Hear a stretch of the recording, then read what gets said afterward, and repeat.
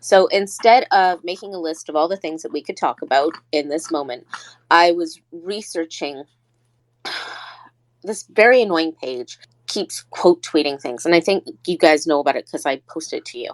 They quote tweeted this space out, and they were so derogatory about the concept of basic income. And Neil was, bless his heart, he is such an awesome person. He was like, well, basic income is, in our space, basic income isn't just a one-tiered thing, it's got so on and so forth. And he was saying stuff to the effect of, we have a different approach to what basic income looks like. And they are all about the CRPD. And so I spent my day having a discussion. At one end, I spent my day having a discussion with a philosopher, essentially. He does a lot of thinking about the language of what basic income means. And also reading about the CRPD. And then after you guys showed me it wasn't you, it was Nicholas. He showed me this video of Carla Quantrill talking about the bill, with like in an interview.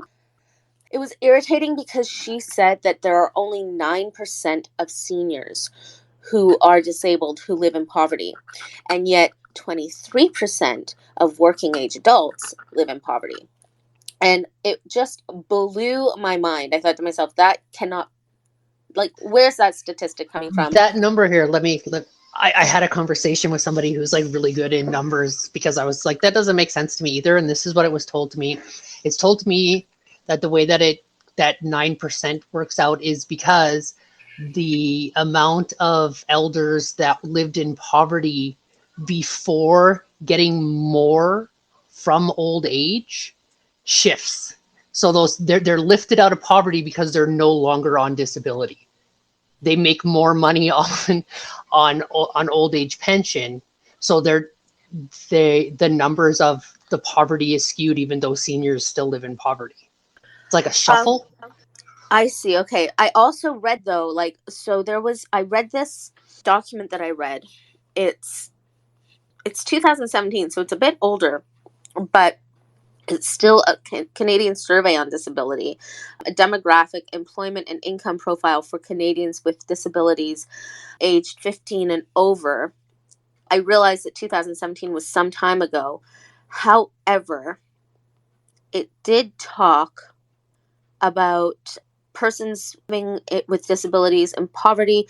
It says seniors are less likely to be in poverty. And then it does say lone parents are those living alone are at greater risk of living in poverty. But it talks about, oh man, it gave a really weird risk assessment. Employed persons with disabilities still have income that falls short. And it talks about young seniors, 65 to 69, who are forced into the workplace.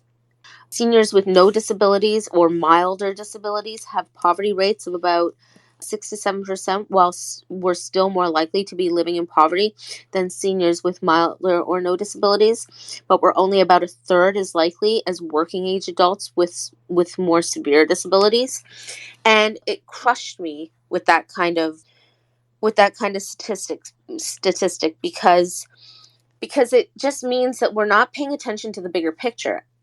Whether or not it's a smaller number, that doesn't mean that it should be discounted.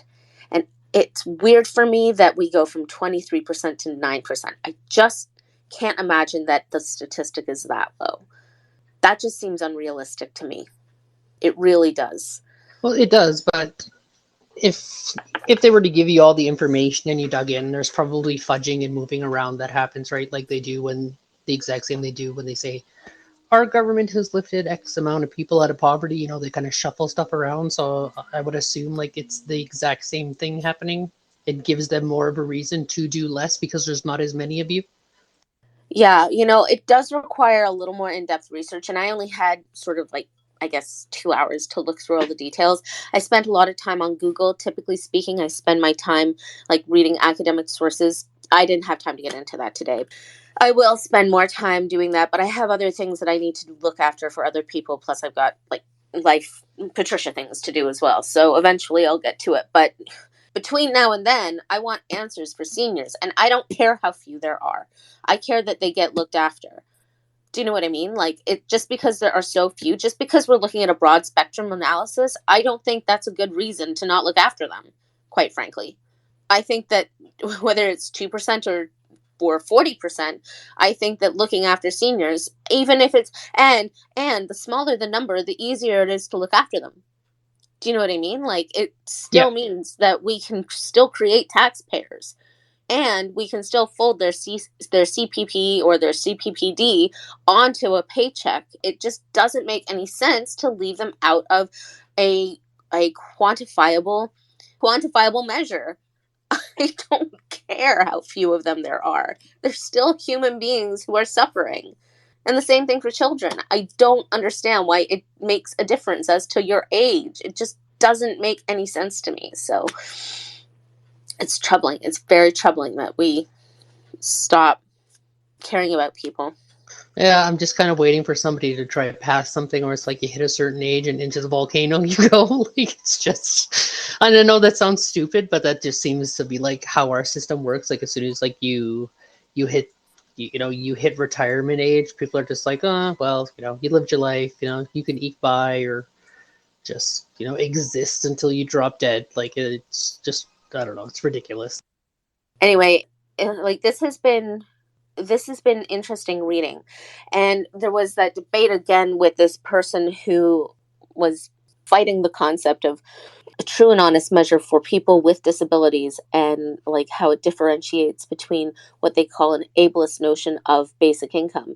If you're looking at, again, a broad like a broad picture, a real basic income, at least I look at it. I'm not interested in talking for everybody, but the way I think about it in the world of me, basic income isn't supposed to be, I don't believe in the universality of basic income. And I certainly don't look upon basic income as something that should be a targeted measure, because targeted measures, of course, devalue people.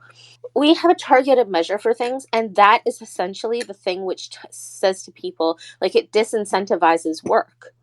If you receive ODSP and then all of a sudden you manage finding fulfillment in a job, you are cut off from ODSP, but that doesn't mean that your disability ends. It just means that you have been able to find yourself some kind of employment. And employment takes a toll on your physical and your mental self, because there are still like barriers of entry into employment. And there are 3-month probationary periods, and it's a reckless thing to take a person with a disability off of measure their disability measure. But something like a basic income would be very, very convenient, especially if it centralizes people who are in disparate areas. I know that this is a point of contention. I know that it's really easy to rely on something like to have the lowest common denominator is such an easy thing to refer to, like the poverty line. I know how we really all want to have it. And I know that it's something which we can rely on. We can say, look, there's a poverty line and we have one, but we do not, because we've got 3 different kinds of reporting on one. And then there's something which we have, which is called the Consumer Price Index, which varies between country to country, essentially, what the price of stuff is. And that's like a really loose, definition of what the Consumer Price Index is. But anyway, and then there's from region to region what the cost of living is. And so to just generally define a poverty line throughout the entire country is not an achievable goal. And I don't think it's something that we should be looking to do. I honestly don't. I think we should be looking towards the uppermost limit and looking to achieve the top of each tax bracket level. When we look to raise things as opposed to look to lowering things, I honestly think we make a stronger society, because then we can tax people to the top of their level as opposed to the bottom of their level. And that means that they're healthier. They feel as though they're better contributors, as though they've got more in their lives. They have they're they're more fulfilled. And I just don't like this whole lowest common denominator thing. Oh my God. I was thinking about this a little while ago. The whole concept of Maslow's hierarchy of needs. Does everybody here know about that? Yeah. So the concept that we only need a few basics and then from there up we can sort of build on what we have, it's just, as far as I'm concerned, baloney. We need all the things in order to be full, well-rounded people. The concept that we don't need to have more than just food, water, shelter, and that education is a privilege above that is baloney. Or that self-awareness is a privilege above that is baloney. We need to be able to have the comforts of companionship as well as these are not things for which should be considered privileges. These should be things which should be considered rights. We're always talking about human rights, and among these things are glossed in these concepts, and yet we don't actually acknowledge them as real rights because we're not willing to provide them to people, especially in an autonomous sense. And I think that's just so myopic. It's just so wrong. And if we do it this way, it's simple. It costs us, as the poverty, the working and the middle class, it costs us nothing. People will or will not go back to work if they want to. That has got nothing to do with it. If people receive basic income and they choose not to go back to work, that's up to them. It doesn't matter. If you make them taxpayers, it honestly doesn't matter if they're working or not. They're contributors into the system, and they pay for ODSP, and they pay for schools, and they pay for infrastructure, and nothing else happens. Why? Because the wealthy are the ones who pay for basic income. But if what we have are 850,000 people out of jobs because there's an interest hike, and then another 31% of the population who are aching for benefits, and there's a possibility of clawbacks, except she doesn't want to compromise on clawbacks, and so on and so forth, and the benefit is menial at best, we absolutely have a really big problem. We aren't going to handle it. We are not going to be able to structurally design a entire society based on just pennies per person per month. We will not be able to manage. Our economy will flunk. I'm just going to say, I had this interesting conversation today. There's a gentleman named Michael A. Lewis. We haven't had him as a guest yet, and in the near future, I'll ask Brent to reach out to him. He is a basic income advocate and philosopher. I think that's what he likes to call himself. And we discussed on Twitter the concept of the language behind what basic income is. And because he additionally also doesn't really like the overarching universality of basic income, but he has sort of looked towards the more Canadian models of guaranteed income. And he was discussing that with me because he was talking about how universal basic income itself, or basic income itself, tends to leave out the infrastructure of specifically Black and racialized communities. He's writing a paper on it, and he's going to release it. But I told him, I said, this is the thing. I don't believe in the universality of basic income either, but I also don't believe in targeted measures because of how narrowing they are. And targeted measures, they can atrophy specific groups, and they typically do. I'm always saying how basic income, yes, it's a broad overarching narrative for all people who are in troubled places on the one hand. On the other hand, it places people like people with disabilities, like Black and Indigenous and racialized communities, like. And so to say that it's a universal concept, it's not a universal concept, because I don't believe that the wealthy should be included in the basic income structure. I believe that the wealthy should be paying for the basic income structure. I believe in corporate accountability.